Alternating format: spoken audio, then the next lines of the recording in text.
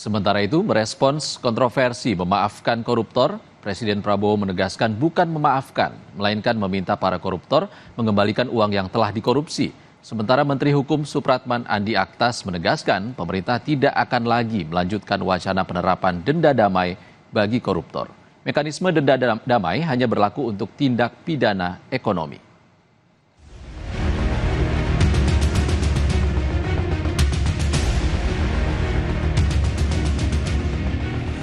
Kontroversi wacana memaafkan koruptor menjadi bola liar yang panas diperbincangkan di ruang publik. Presiden Prabowo pun menjawab kesimpang siuran ini dalam acara Natal Nasional 2024. Menurut Presiden, dirinya bukan memaafkan koruptor. Yang harus digarisbawahi adalah koruptor yang telah bertobat harus mengembalikan semua uang negara yang telah dicurinya. Berulang kali Presiden menyampaikan kinerja pemerintahan yang harus berpihak kepada rakyat.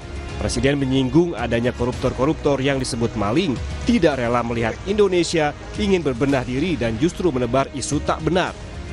Ada yang mengatakan Prabowo mau maafkan koruptor.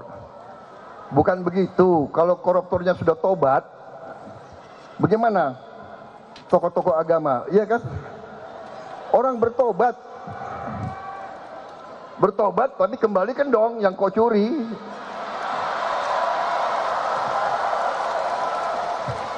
Enak aja.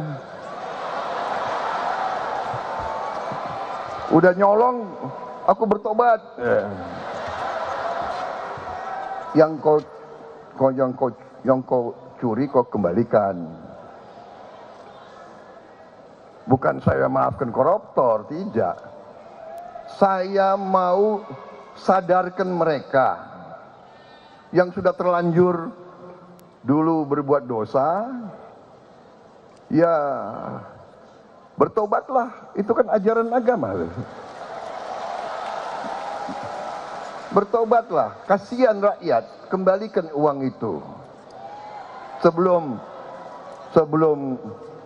kita cari hartamu kemana, kita akan cari.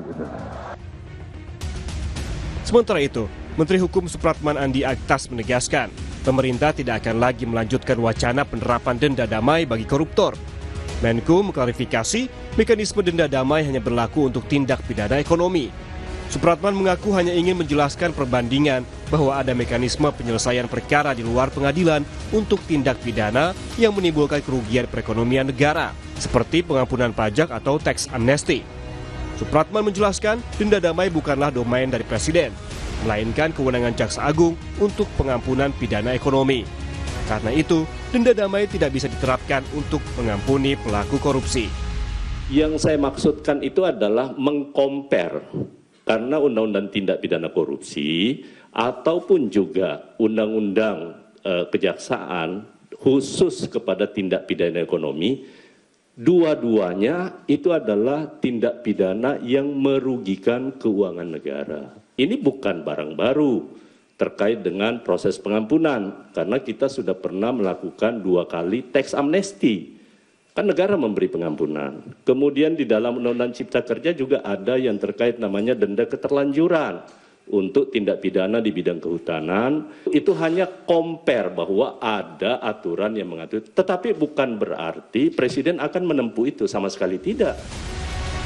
Soal denda damai, sebelumnya Menko Polhukam periode 2019-2024, Mahfud MD menilai Menteri Hukum hanya mencari pembenaran dari gagasan Presiden Prabowo yang ingin mengampuni koruptor. Mahfud menegaskan, denda damai hanya untuk tindak pidana ekonomi, bukan untuk tindak pidana korupsi. Gagasan Pak Prabowo untuk kemungkinan memberi maaf kepada koruptor asal mengaku secara diam-diam dan mengembalikan kepada negara secara diam-diam. Itu kan salah.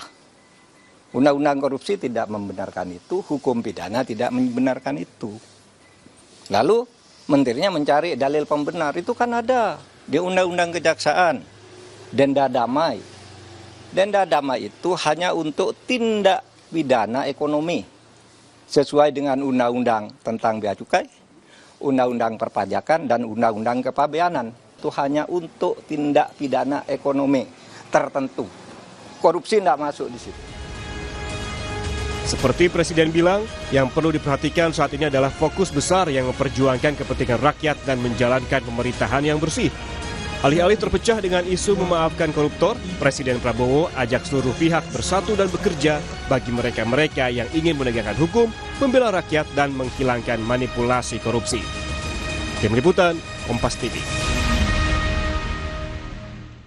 Tetaplah di Kompas Siang, Saudara. Usai jeda, rekan kami Mercy Tirayo akan kembali dengan sejumlah informasi. Di antaranya lebih dari 170 orang tewas saat pesawat Jeju Air gagal mendarat di Bandara Internasional Muan, Korea Selatan.